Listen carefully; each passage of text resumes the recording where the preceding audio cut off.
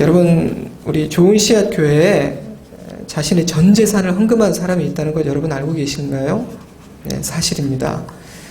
몇 주 전에 주일학교에 어떤 아이가 헌금 봉투에 전 재산 이렇게 써서 헌금을 했다고 해요. 모르겠어요. 장난스럽게 한 것인지 심오한 의미가 있는 건지는 모르겠는데 금액으로 얼마 이렇게 적은 것이 아니라 주님 내가 가진 전부 이렇게 써서 헌금했다는 것이 참 인상적이기도 하고 재미있고 어떻게 그런 생각을 했지 하는 생각이 들었습니다. 본인에게 물어보면 쑥스러워할 것 같아서 저는 그냥 그 사실만 알고 기도를 해주었습니다. 여러분은 여러분의 전부를 하나님께 드린 적이 있는지 모르겠습니다. 전 재산을 바친 경험이 있느냐는 말이 아니라 주님께 나의 모든 것을 맡깁니다. 그 어떤 상황에서도 나는 주님만을 의지하고 따르겠습니다. 이런 고백을 드려본 적이 있으시냐는 말입니다. 성경을 읽어보면요. 하나님은 우리의 일부가 아니라 전부를 원하시는 것이 분명하다는 것을 깨닫게 됩니다. 적당한 신뢰가 아니라 온전한 신뢰를, 이것도 저것도 아닌 어중간하고 어정쩡한 믿음이 아니라 분명하게 마음을 하나로 정하기를 요구하십니다. 예수께서 잡히시던 그 밤에 베드로는 예수님을 멀찍이 따라갔죠. 누가복음 22장 54절, 예수를 잡아 끌고 대제사장의 집으로 들어갈새 베드로가 멀찍이 따라가니라. 물론 그는 예수님을 사랑했습니다. 사랑했기 때문에 위험을 무릅쓰고 예수님을 따라갔겠죠. 하지만 아직은 자신의 전부를 걸고 다 맡길 만큼 예수님을 사랑하고 확신을 가진 상태는 아니었던 것 같아요. 예수님에게 약간의 관심을 가진 사람, 다른 것들도 많이 사랑하고 의지하지만 예수님 역시 사랑하고 조금 의지하는 사람은 예수님을 멀리서 따라가게 됩니다. 그것이 그 밤의 베드로의 모습이었죠. 그랬던 그가 언제 자신의 전부를 드리게 되었을까요? 저는 부활하신 예수님을 다시 만난 갈릴리 그 바닷가에서였다고 생각합니다. 요한복음 21장 17절, 세 번째 이르시되 요한의 아들 시몬아 내가 나를 사랑하느냐 하시니 주께서 세 번째 내가 나를 사랑하느냐 하심으로 베드로가 근심하여 이르되 주님 모든 것을 아시오매 내가 주님을 사랑하는 줄을 주님께서 아시나이다. 예수께서 이르시되 내 양을 먹이라. 저는 예수님께서 베드로야 이제 너는 나를 믿고 너의 전부를 나에게 맡길 수 있겠느냐? 이제는 그 어떤 상황이 오더라도 나를 따를 수 있을 만큼 나를 사랑하고 온전히 헌신되어 있느냐? 라고 물으셨고 베드로는 주님, 저는 주님을 따르는 일에 실패한 사람이지요. 저는 저의 연약함을 깨달았기 때문에 예전처럼 큰 소리를 뻥뻥 치지는 못하겠습니다. 하지만 예수님, 저는 예수님을 많이 사랑합니다. 그리고 예수님을 따르기를 원합니다. 이렇게 대답했다고 생각해요. 갈릴리 바닷가에서 고기를 잡던 베드로가 예수님의 부르심을 받은 예수님과의 첫 번째 만남의 날은 그의 삶에 있어서 굉장히 중요한 터닝 포인트였습니다. 그날 예수님은 나를 따라오너라 내가 너를 사람을 낳는 어부가 되게 하겠다 말씀하셨고 베드로는 그 말씀을 따라 그물을 버리고 예수님을 따라갔죠. 하지만 저는 부활하신 예수님을 다시 만나 자신 없는 목소리로 내가 주님을 사랑하는 줄 주께서 아시나이다 고백했던 그 새벽이야말로 베드로가 진정으로 다시 태어나는 날이 아니었나 생각해 봅니다. 왜냐하면 그날은요 베드로가 자기 신의 전부를 자기 자신의 인생을 예수님의 손에 맡긴 날이었기 때문입니다. 요한복음 21장 19절 말씀을 보면 그런 베드로에게 예수님은 그가 앞으로 어떤 죽음으로 하나님께 영광을 돌릴 것인지를 예언하시고 다시 한번 나를 따르라 말씀하시죠. 어떤 의미에서 본다면 베드로는 그날부터 진정으로 예수님을 따르기 시작했는지도 모르겠습니다. 사랑하는 성도 여러분, 저와 여러분에게도 이런 날이 있어야 한다고 생각합니다. 이런 날은요, 나의 인생을 누구에게 맡길 것인지, 누구를 따를 것인지를 정하는 날입니다. 우리는 그 결정을 한 사람입니까? 아니면 여전히 예수님을 멀찍이서 적당한 거리를 두고 상황에 따라 움직일 수 있도록 생각하며 따르고 있는 자리에 있습니까? 목소리가 크거나 두 주먹을 불끈 쥔 확신에 찬 목소리가 아니어도 괜찮습니다. 중요한 것은 진정성이거든요. 사실 베드로는 죽기까지 예수님을 따르겠다, 절대 주님을 버리지 않겠다 큰 소리를 뻥뻥 쳤는데 십자가 앞에 선 예수님을 외로이 남겨두고 도망가 버리고 말았습니다. 하지만 자신의 연약함을 깨달은 후 너무나 자신 없는 목소리로 예수님, 제가 예수님 사랑하는 것 다 아시면서 왜 물어보십니까? 라고 했던 이 고백은 진실한 것이었습니다. 큰 소리를 쳤을 때는 주님을 버렸지만 이 작은 목소리로 고백을 드린 후 베드로는 끝까지 주님을 따랐고 자기의 생명을 바쳐 순교의 자리에까지 이르렀으니까요. 그래서 저는 크고 요란한 말보다는 은근하고 조용하지만 진실한 행동으로 표현되는 그런 사랑이 진짜라는 생각을 많이 합니다. 요란하게 불타오르다가 한순간에 식어버리고 돌아서는 사랑이 아니라 있는 듯 없는 듯 약해 보이고 후 불면 꺼질 것처럼 연약해 보이지만 신실하고 오래가는 그런 사랑이 좋습니다. 저는 우리 좋은 씨앗교회에 그런 사랑이 있었으면 좋겠습니다. 사람도 그렇게 사랑하고 하나님도 그렇게 은근하지만 강하고 질기고 끝까지 사랑했으면 좋겠습니다.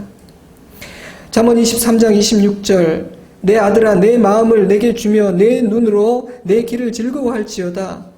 내 마음을 내게 달라는 것은 너의 전부를 달라는 것입니다. 왜냐하면 마음은 우리의 전부이니까요. 어떤 작가는 우리는 이중적으로 하나님의 소유가 되었다고 표현했습니다. 우리는 하나님께서 지으신 창조물이기 때문에 하나님의 것이며 예수님께서 자신의 생명의 값을 지불하고 우리를 사셨기 때문에 그 구속의 은혜로 인하여 우리는 주님의 것이라는 의미입니다. 크리에이션을 통해서, 리뎀션을 통해서 주님의 소유가 되었다는 것이죠. 하나님은 그렇게 자신의 소유가 된 우리를 다른 누군가와 나누어 갖기를 원하지 않으십니다. 사랑하는 자녀들을 누군가와 공유하기를 원하지 않으십니다. 그 이유는 소유욕이나 독점욕 때문이 아니라 우리를 한없이 사랑하시기 때문입니다. 그래서 성경은요, 때로 하나님을 질투하시는 하나님이라고 표현합니다. 출애굽기 34장 14절, 너는 다른 신에게 절하지 말라, 여호와는 질투라, 이름하는 질투의 하나님이니라. 사실 이 질투라는 감정은 하나님에게는 어울리지 않는 부정적인 인간의 감정입니다. 그러나 자녀들을 향한 아버지의 마음과 사랑을 쉽게 표현하기 위해 질투라는 표현을 사용한 것이죠. 하나님은 우리가 하나님 외에 다른 것에 마음을 두는 것을 그만큼 싫어하신다는 것입니다. 하나님은 우리를 온전히 소유하기 원하십니다. 마음을 달라고 하십니다. 전부를 달라고 하십니다. 그런데 여러분에게 이토록 집요하고 강한 우리를 향한 하나님의 사랑이 있다는 것이 어떤 느낌을 줍니까? 혹시라도 부담스럽다는 생각이 드는 분이 있지 않을지 모르겠습니다. 와, 나 하나님으로부터 좀 벗어나서 자유롭게 내 뜻대로 살고 싶은데 너무 나에 대한 집착이 크시면 내가 힘든데, 이렇게 생각하는 분이 있을지도 모르겠습니다. 그러나 여러분, 천지를 지으신 창조주 하나님께서 우리를 그렇게 사랑하신다는 것은 참 든든하고 영광스럽고 고마운 일이 아니겠습니까? 한 나라의 왕이 여러분을 총애한다고 생각해 보십시오. 여러분이 다니고 있는 직장의 최고 경영자 CEO가 여러분을 진심으로 아끼고 신뢰하고 여러분과 함께하기를 원한다고 상상해 보십시오. 얼마나 감사하고 든든하겠습니까? 그런 관계가 불편해질까 봐 전전긍긍하지 않을까요? 사람들에게 은근히 자랑도 할 겁니다. 내가 사실 말 안 하려고 했는데 나도 임금님과 친해. 사실 내가 우리 회장님하고 아침 먹는 사이거든. 그런데 이상하게도 그와는 달리 나를 향한 하나님의 관심과 사랑은 적당했으면 좋겠고, 나도 하나님을 적당히 사랑하고 적당히 헌신하는 것이 편한데 라고 생각되는 분들이 적지 않습니다. 또 어떤 분들은 하나님이 나를 엄청 사랑해 주시는 것은 관계가 없고 즐겁고 감사한 일이지만 나는 이 정도 선을 정해놓고 그 이상은 넘어가고 싶지 않다, 더 사랑하든지 더 헌신할 마음은 없다 라고 결심한 사람도 있습니다. 신앙의 양심상 아예 하나님을 떠나버릴 자신은 없지만 그렇다고 해서 나의 전부를 맡기고 온전히 헌신하는 것도 두려워서 적당한 거리를 두고 멀찍이서 따라가는 것이죠. 그러나 성경은 차든지 덥든지 해야 된다고 말합니다. 어느 나라에 속했는지 그 소속이 불분명하면 하나님 나라의 영광과 평안을 누리기도 어렵다고 말씀하십니다. 하나님께서 우리를 완전하게 소유하기 원하시고 우리가 오직 하나님만을 온전히 사랑하고 따르기를 원하시는 이유는 하나님 자신을 위해서가 아니라 우리를 위해서입니다. 하나님 외에 다른 것을 의지하고 따랐던 사람치고 끝이 좋았던 사람은 없으니까요. 하나님 외에 다른 것을 의지했던 반쪽 신앙의 결과는 언제나 좋지 않았기 때문입니다. 여러분, 이스라엘의 역사를 보십시오. 자이든 타이든 하나님만을 의지할 수밖에 없어 하나님만을 따를 때 그들은 가장 안전했고 가장 풍요로웠습니다. 그러나 이방의 우상들이 들어오고 세상의 풍조를 따르기 시작했을 때 그들의 안전은 무너지고 문제가 일어나기 시작했습니다. 그래서 하나님은 우리의 전부를 원하십니다. 우리를 위해서입니다. 하나님만을 따르고 하나님께 우리의 전부를 걸고 살아가는 것이 가장 안전하기 때문이죠. 하나님은 파산하지 않은 은행과도 같습니다. 그 누구도 손댈 수 없는 안전한 금고와도 같죠. 산성이고 방패이십니다. 성경은 종종 이스라엘이 하나님을 버렸다라는 표현을 사용하지만 사실 이스라엘 역사에서 제사가 중단되고 종교적인 행위가 중단된 적은 없었습니다.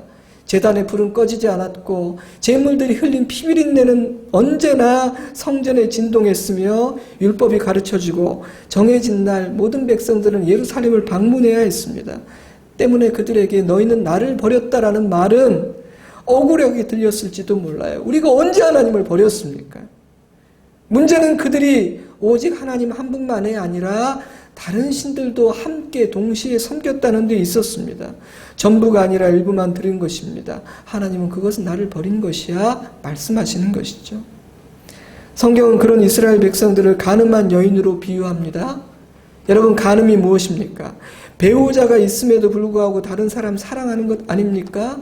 배우자에게만 온전히 바쳐야 되는 마음을 나누어 주는 것 아닌가요? 그런데 어느 남편, 어느 부인이 그것을 허용하겠습니까? 근데 이상하게도 우리는 하나님을 사랑하는 일에 있어서는 그것이 가능하다고 생각합니다. 줄타기가 될 수 있다고 생각합니다.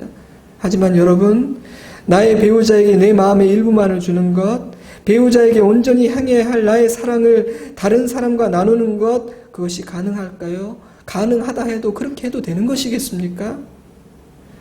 누가복음 16장 13절, 집 하인이 두 주인을 섬길 수 없나니 혹 이를 미워하고 저를 사랑하거나 혹 이를 중히 여기고 저를 경히 여길 것임이라. 너희는 하나님과 재물을 겸하여 섬길 수 없느니라. 예수님은 마음이라는 것은 나눠질 수가 없기 때문에 전부가 아니면 나땡이라고 말씀하십니다.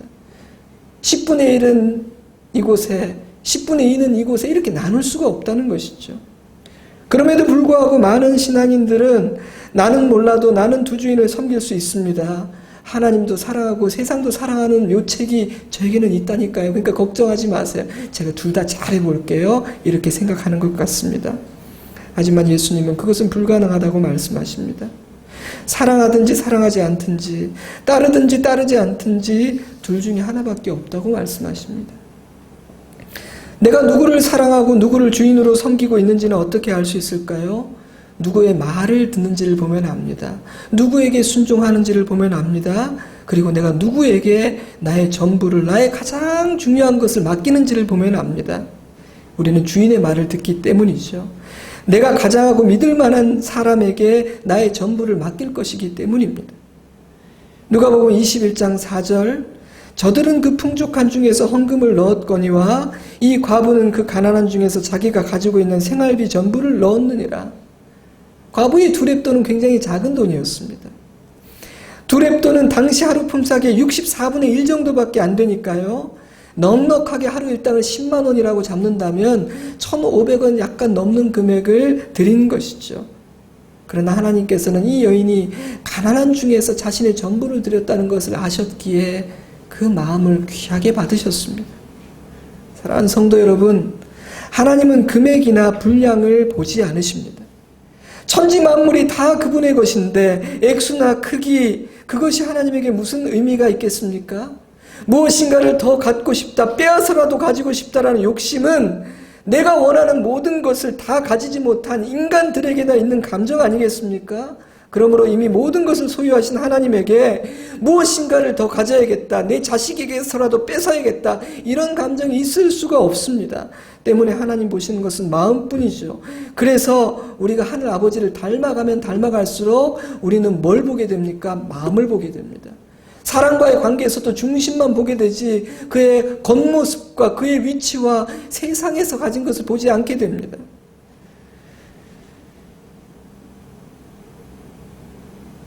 그런 사람들은 예배에서도 중심을 중요하게 여기죠. 그러나 인간은 다릅니다. 인간은 욕심도 많고 미래에 대한 근심 걱정이 많은 연약한 존재입니다. 그래서 더 가지고 싶고 더 쌓아두어야 안심이 되고, 잘 나가고 내 일이 풀릴 때는 당당하지만 조금만 내가 일이 안 풀리고 남들에게 떨어지는 위치에 있다고 생각할 때 위축되고 기가 죽는 연약한 사람들, 저와 여러분입니다. 그런데 그런 연약한 인간이 자신의 전부를 드렸다는 것이 뭘 의미하는 것 같으세요?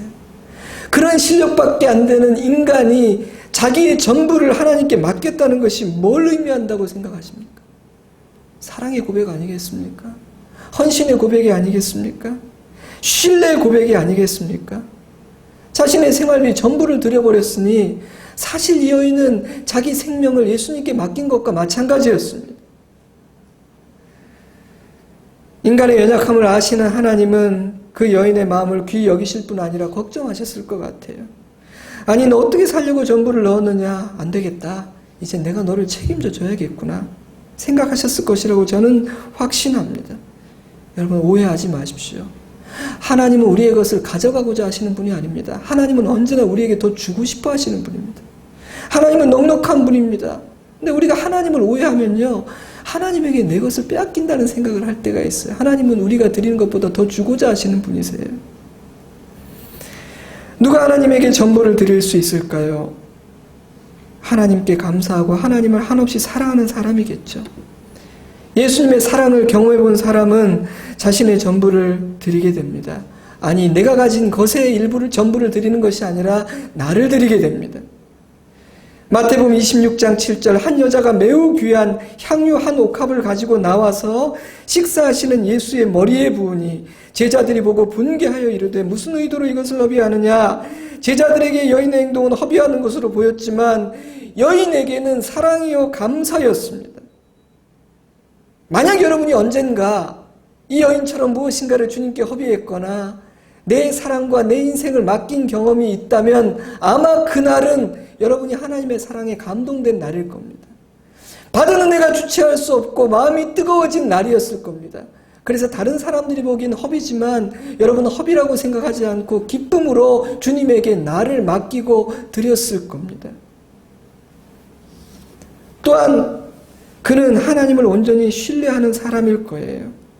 하나님을 신뢰하지 못하는 사람은 하나님께 자신을 걸 수가 없습니다. 불안해서 어떻게 자신을 맡기겠습니까? 다른 믿는 구석이 필요하겠죠. 사실상 하나님에게 전부를 거는 사람은 하나님 외에 다른 대비책이 없는 사람입니다.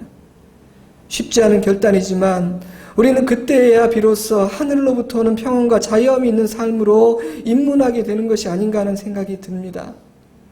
하나님께서 우리에게 전부를 요구하시고 마음을 달라고 하시는 이유는 우리가 지금 누리고 우리가 지금 현재 알고 있는 것보다 더 깊은 은혜의 세계가 있기 때문입니다.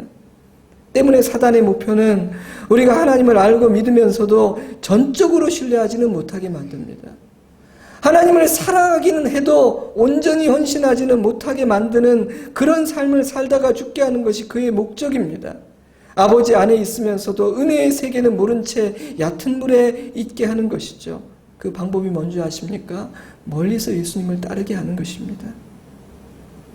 오늘 본문은 엘리야의 부름을 받았던 엘리사가 어떻게 했는지를 기록하고 있습니다. 이 이야기는요, 하나님에게 나를 걸고 하나님에게 나를 맡긴다는 것이 무엇인지를 상징적으로 보여주는 사건 같아요. 열왕기상 19장 16절, 아벨 모올라 사밧의 아들 엘리사에게 기름을 부어 너를 대신하여 선지자가 되게 하라. 이러한 하나님의 말씀을 받은 엘리야는 엘리사를 찾아가죠.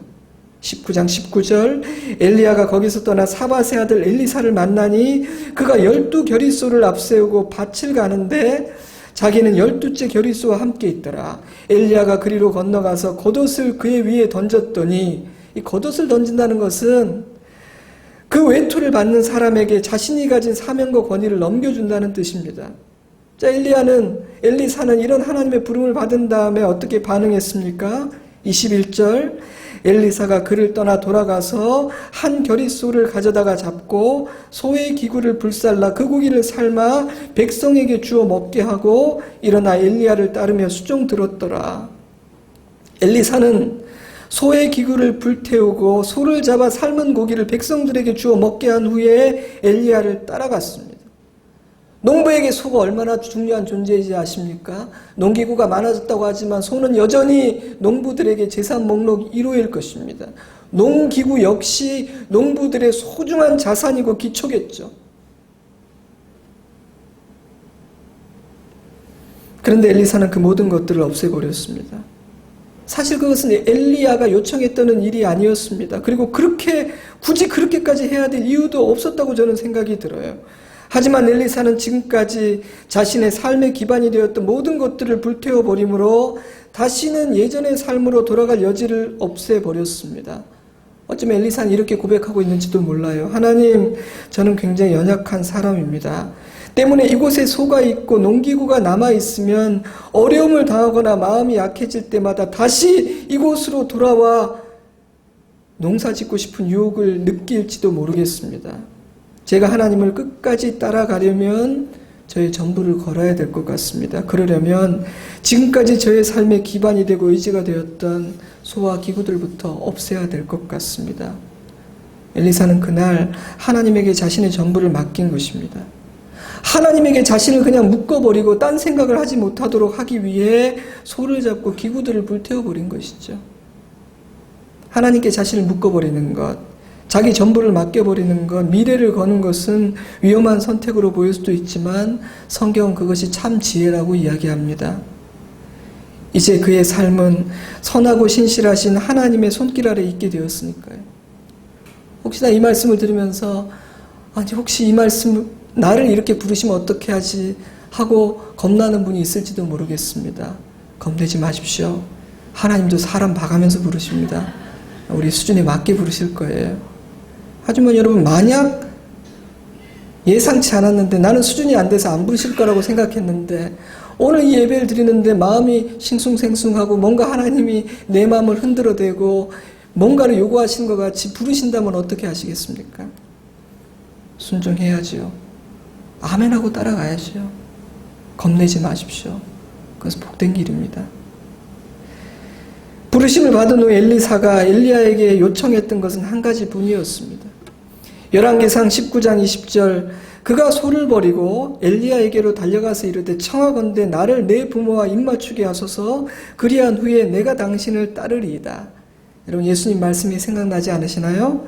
누가복음 9장 61절 주여 내가 주를 따르겠나이다마는 나로 먼저 내 가족을 작별하게 허락하소서. 예수께서 이르시되 손에 쟁기를 잡고 뒤를 돌아보는 자는 하나님 나라에 합당하지 아니하니라. 예수님을 찾아와서 가족과 작별한 다음에 따르겠다고 했던 이 사람을 예수님은 책망하셨습니다. 손에 쟁기를 쥐었으면 뒤를 돌아보지 마라 말씀하셨죠. 그런데 엘리사에게는 부모님과 인사하고 오는 것을 허락하셨어요. 저는 하나님께서 엘리사의 중심을 보셨기 때문이라고 생각합니다. 여러분, 하나님은 우리가 가족을 사랑하고 가족과 인사하고 섬기는 것을 허락하지 않으신 야박한 분이 절대 아니십니다. 선하시고 좋으신 하나님께서 그것을 막을 이유가 어디에 있겠어요? 오히려 저는 우리가 우리의 가족조차 하나님께 맡기고 하나님에게 나의 전부를 걸면 하나님께서는 내가 사랑하는 가족들도 돌보아 주신다고 믿습니다. 내가 하나님을 사랑하면 하나님께서 내가 사랑하는 사람들도 같이 사랑해 주신다는 것이죠. 가난하고 힘겹게 사역하시는 목회자들이 많이 있습니다. 근데 저는요, 그분들의 자녀들이 잘 자란 거 보면 많이 감격이 되고 많이 감사가 됩니다. 하나님의 일을 저렇게 열심히 하시니까 비록 형편은 어렵지만 세상 사람들처럼 좋은 것으로 뒷바라지 못해주지만 하나님께서 저 자식들을 저렇게 책임져 주시는구나, 그 생각을 하면서 제 자식이 아닌데도 감사하고 기분이 좋아져요. 그래서 저도 저의 딸을 위해서 이렇게 기도합니다. 하나님, 이 딸은 제 딸이기도 하지만 하나님의 딸이기도 하죠. 이 딸을 맡아주세요. 이 딸의 아버지가 되어주시고 친구가 되어주시고 목자가 되어주셔서 육신의 아빠가 줄 수 없는 것을 아버지께서 채워주시고 인도해 주시길 원합니다라고 기도합니다. 하나님은요, 하나님을 믿고 맡긴 것을 책임져 주십니다. 하지만 맡기지 않은 것은 책임져 주시지 않으세요. 그러므로 내가 소중하게 여기는 것일수록 아버지께 맡기는 것이 좋습니다. 제가 아는 하나님은 절대 비정하고 차가운 분이 아니십니다. 때문에 한 사람에게는 가족과의 이별이 허락되고 한 사람에게는 책망이 주어진 이유는 오직 그 중심의 차이 때문이라고 생각합니다. 엘리사는 이미 자신의 전부를 하나님께 맡긴 사람임을 아셨기에 지금까지 살아왔던 농부의 삶을 정리하고 가족들과 석별의 정을 나눌 시간을 허락하셨죠. 집으로 돌아간 엘리사는 부모님과 입맞추고 지난날 자신의 삶과 안녕을 상징했던 소와 멍에를 불태움으로 과거와의 단절을 선언한 후 엘리야를 따라 나섭니다. 사랑하는 성도 여러분, 우리도 예수님을 믿는다면 이렇게 주님을 따라가야 합니다. 그것이 전부를 거는 것입니다. 사실 신앙생활은 이런 것이죠. 주님을 따르면서 뒤를 돌아보지 않는 것입니다. 말씀으로 우리를 찾아오신 하나님은 제가 주님께 전부를 걸어야 하는 순간에 종종 창세기 12장 1절 말씀을 들려주셨습니다. 저에게는 개인적으로 이 말씀은 든든하면서도 겁나는 말씀이에요. 이 말씀이 들릴 때는 언제나 심상치 않은 일이 있었거든요. 여호와께서 아브라함에게 이르시되 너는 너의 고향과 친척과 아버지의 집을 떠나 내가 보여줄 땅으로 가라. 이 말씀에 아멘한다는 것은 모든 것을 주님께 맡기고 어디로 인도하시든지 따르겠다, 무슨 말씀을 하시든지 순종하겠다는 의미죠. 그러므로 함부로 아멘할 말씀은 아닙니다. 여러분, 우리가 어떨 때 아멘할 때요, 내가 진짜 어떤 말씀에 아멘하고 있는지를 잘 생각해보고 그 말씀을 분명히 인식하고 아멘할 필요가 있어요. 그러나 이 말씀에 아멘한 사람은 복된 사람이라고 생각합니다. 그런 사람을 하나님께서는 붙들어 주시고 책임져 주시니까요. 맡기고 따라가면 그곳에 길이 있으니까요. 여러분, 익숙하던 어떤 말씀이 그날따라 다르게 들리는 날이 있다면 그날은 기도하며 주님의 뜻을 구해야 되는 날이 분명합니다. 어떤 의미에서 본다면 그런 날 드리는 기도는 좀 겁나기도 해요. 어떤 답을 주실지 모르잖아요. 그냥 나도 원했던 답이 오면 좋은데 심상치 않게 들려서 기도했는데 참 부담되고 무거운 말씀 주시면 어떡하겠습니까? 또 우리가 또 신앙의 양심은 있기 때문에 들으면 또 순종하지 않을 수는 없거든요. 하지만 여러분, 하나님 앞에 진지하게 기도하고 그 뜻을 깨닫는 것은 복된 일이라고 생각해요. 주님을 따라가면 그 자리에 하나님의 은혜가 있기 때문입니다. 저에게도 주님의 말씀을 따라 어떤 결정을 내릴 때 쉬운 일은 아니었습니다. 특히 그 미래가 불확실한 여정을 떠나고 그 주님 하나만, 한 분만을 붙들고 모든 안개 같은 길을 출발해야 될 때 쉽지 않았습니다. 그러나 돌이켜보면 그렇게 말씀하실 때 하나님에게는 이미 완벽한 계획이 있었다는 것을 고백합니다. 떠난 후에야 보이는 고백입니다. 광야에서 무엇을 먹고 마실지, 어디를 향해서 어떻게 걸어가야 할지를 하나님께서 준비해 놓으셨다는 것도 조금씩 경험하게 됩니다. 하지만 그것은 하나님께 우리의 전부를 걸고 멀찍이가 아니라 주님의 손을 잡고 걸어갈 때 알 수 있는 은혜죠. 물론 엘리사가 손을 잡고 멍에와 쟁기들을 불태워야만 엘리야를 따라갈 수 있었던 것은 아니죠. 남겨두고 갔다고 무슨 문제가 되겠습니까? 하지만 그는 그렇게 함으로 하나님 앞에서 자신의 마음과 각오를 표현했어요. 그렇게 하지 않으면 하나님께 전부를 걸지 못할 것 같아서 자신을 스스로 벼랑 끝에 세웠습니다. 인간은 연약하기 때문에 벼랑 끝에 서서 주님밖에 남지 않았을 때 주님을 의지하거든요. 그래서 엘리사는 참 어찌 보면 인간적으로 어리석게도 자기를 벼랑 끝에 내몰았어요. 자기에게 남은 것이 하나님밖에 없도록 만들었습니다. 나의 전부를 하나님께 맡기고 오직 하나님만이 내가 가진 유일한 카드가 되면 그때부터 하나님께서 일하십니다. 내 힘으로 사는 것이 아니라 하나님의 힘으로 사는 것이 무엇인지를 경험하는 것, 그것이 신앙생활의 참맛이 아닐까요? 얼마 전에 읽었던 All In이라는 책에 이런 문장이 있었어요. 예수님을 따르는 우리의 기준은 매우 낮아져 있다. 그렇기 때문에 지극히 정상적인 제자의 삶이 우리의 눈에는 대단히 과격해 보인다. 1세기의 제자들이 예수를 따를 때 정상적이던 것들이 우리에겐 특별하고 과격한 것으로 보인다. 누가복음 9장 23절, 또 무리에게 이르시되 아무든지 나를 따라오려거든 자기를 부인하고 날마다 제 십자가를 지고 나를 따를 것이니라. 누구든지 제 목숨을 구원하고자 하면 잃을 것이요 누구든지 나를 위하여 제 목숨을 잃으면 구원하리라. 이것이 예수님이 요구하신 제자도였습니다. 그런데 이 시대는 이단들의 제자도가 더 강력한 것 같아요. 거짓된 가르침, 가짜 진리임에도 불구하고 그들의 헌신이 더 대단해 보입니다. 그 대신 기독교 신앙의 기준은 너무 낮아져 버렸습니다. 많은 그리스도인들에게 이제 주일 예배를 드리고 그 자리를 지키는 것도 참 버거운 짐이 되었습니다. 많은 그리스도인들은 중요하지 않은 일, 너무나 작은 일에 상처받고 섭섭해하고 원망하고 믿음조차 흔들립니다. 그러니 주님에게 전부를 걸고 주님만을 따르라는 말은 너무 부담스러워서 그 부르심 앞에 겁을 먹고 도망쳐버릴 사람도 많을지 모르겠어요. 왜냐하면 많은 사람들이 내가 원하는 만큼만 부담이 되지 않는 정도로만 주님을 따라야겠다라고 생각하고 있기 때문입니다. 선택권이 하나님께 있는 것이 아니라 내게 있다고 생각합니다. 때문에 우리는 기도할 때마다 주님이라고 부르지만 이미 주님이 아니신 지가 오래된 것 같아요. 사실은 그런 생각들이 우리를 약하게 만들고 근심과 염려 속에 살게 하며 죄의 종이 되고 세상의 종이 되게 하는데 우리는 여전히 주님만을 따르고 헌신하는 것을 겁을 냅니다. 그래서 멀리서 예수님을 따라갑니다. 무엇인가 결심을 하지 못합니다. 그러나 하나님은 선택을 요구하십니다. 적당히 따를 것인지 온전히 따를 것인지 일부만을 하나님에게 맡길 것인지 나의 전부를 맡기고 걸 것인지. 물론 날마다 소와 기구들을 불태우라고 하시지 않습니다. 우리가 감당을 못한다는 걸 아시거든요. 플랜 B를 버려라. 오직 나만 믿고 따라와 라고 말씀하시는 일도 자주 있는 것은 아닙니다. 아마 2랩돈을 드린 과부도 매일 생활비 전부를 드리지는 않았을 거예요. 저의 상상이지만 아마 그날은 무엇인가 특별한 날 아니었을까요? 감사가 있고 무엇인가 헌신했던 의미 있는 날이었을 것 같아요. 좋으신 하나님, 천지 만물을 소유하신 하나님이 뭐가 아쉬워서 날마다 그 가난한 과부의 생활비 전부를 원하시겠어요? 그럴 리가 없지 않겠습니까? 오히려 하나님은 그 과부의 삶을 걱정하시고 더 좋은 곳으로 채워주겠다는 고민이 많은 좋으신 하나님이세요.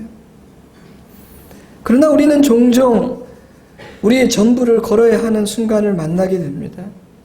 하나님께서 나의 일부가 아니라 내 삶 전부를 원하신다는 성령의 음성이 들려오고 무엇인가 어떤 선택과 결정을 해야 된다고 느껴질 때가 있습니다. 그런 날 우리도 엘리사처럼 할 수 있어야 합니다. 그 순간은요, 우리가 한 차원 올라서는 날이고 하나님께서 우리의 그릇을 키워주는 날입니다. 때문에 적어도 하나님께서 나를 부르실 때 그 순간만큼은 어느 편에 설 것이며 누구를 의지하고 누구를 따를 것인지를 분명하게 선택해야 합니다. 소를 잡고 기구들을 불태워야 합니다. 혹시 어떻게 될지 모르니까 남겨두어서는 안 됩니다. 우리는 오직 한 주인만을 섬길 수 있으니까요.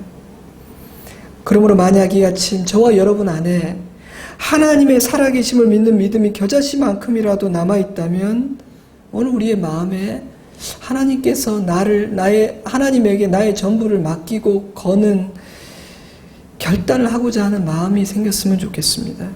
멀리서 따르던 우리가 하나님 앞으로 한 발 더 다가갈 수 있었으면 좋겠습니다. 하나님은 하나님 외에 돌아갈 곳이 없는 사람을 책임져 주십니다. 문제는 우리가 그렇게 할 수 있느냐라는 것이겠죠. 소를 잡고 농기구를 불태웠던 엘리사의 행동이 오늘 저와 여러분에게 무엇을 의미할지는 모르겠어요. 아마 다 다르겠죠, 그죠? 여러분들 우리 좋은시학교의 성도들 지혜로운 분들이니까 여러분 스스로 한번 묵상해 보십시오. 나에게 하나님에게 전부를 건다는 것은 어떻게 하라는 걸까? 내가 소와 농기구를 불태운다는 것은 어떻게 어떻게 하는 것일까? 오늘은 종료주일입니다. 내일부터 고난주간이 시작되죠. 나귀를 타고 예루살렘에 입성하신 예수님은 우리를 향해 내가 걸었던 이 길을 걸으라, 나를 따르라 말씀하십니다. 엘리사를 부르셨듯이 우리를 부르십니다. 오늘 이 아침에 그 부르심에 응답할 수 있는 은혜가 있기를 바랍니다. 베드로처럼 작은 목소리라도 됩니다. 멀찍이서 따르는 삶을 중단하고 주님을 더 사랑하고 가까이에서 따르겠다는 용기가 생겼으면 좋겠습니다. 저는 그것이 전쟁터와 같고 절망이 가득한 이 시대에 우리가 살아가는, 죽지 않고 살아가는 유일한 비결이 아닐까 싶었습니다. 어디에서 평안을 찾겠습니까? 어디에서 소망을 발견하겠습니까? 많은 사람들은 미래가 불안하기 때문에 하나님에게 나를 걸 수 없다고 생각하지만 어쩌면 반대가 아닐까요? 미래가 불투명하기 때문에 우리는 더 하나님에게 우리를 걸어야 하는 것이 아닐까요? 우리의 소속을 더 분명히 해야 되는 것이 아닐까요? 여러분, 하나님에게 우리의 전부를 맡기고 사랑하고 헌신하는 것을 두려워하지 마십시오. 세상이 그것을 방해하고 사단이 그것을 가로막는 이유는 우리가 하나님에게 우리를 맡기면 하나님께서 우리를 책임져 주신다는 것을 알기 때문입니다. 그것이 싫고 그것이 두려워서 사단이 그 일을 가로막습니다. 우리를 속이고 있습니다. 사랑하는 성도 여러분, 내일부터 고난주간이 시작됩니다. 1년 내내 우리가 십자가를 붙들고 예수님의 사랑에 감사하면서 살아가지만 고난주간은 우리의 연약함을 잘 아는 하나님께서 그래도 1년에 한 주 정도 그 십자가를 의도적으로 시간을 내어서 깊이 묵상하고 예수님을 묵상하라고 주신 특별한 시간입니다. 여건이 되시는 분들은 우리 모여서 같이 한번 기도해 봅시다. 여건이 안 되는 분들은 여러분의 직장과 가정과 삶의 자리에서 같은 본문을 가지고 같이 기도해 봅시다. 그러면서 나는 과연 하나님께 나를 드리고 맡긴 사람인지, 나는 소속을 분명히 하고 사단에게 내가 누구의 자식인지를 선포한 사람인지를 생각해 봅시다. 그리고 다시 한번 예수님을 사랑하고 따라가고 그 안에서 자유함을 얻는 은혜가 저와 여러분에게 있기를 주님의 이름으로 축복합니다.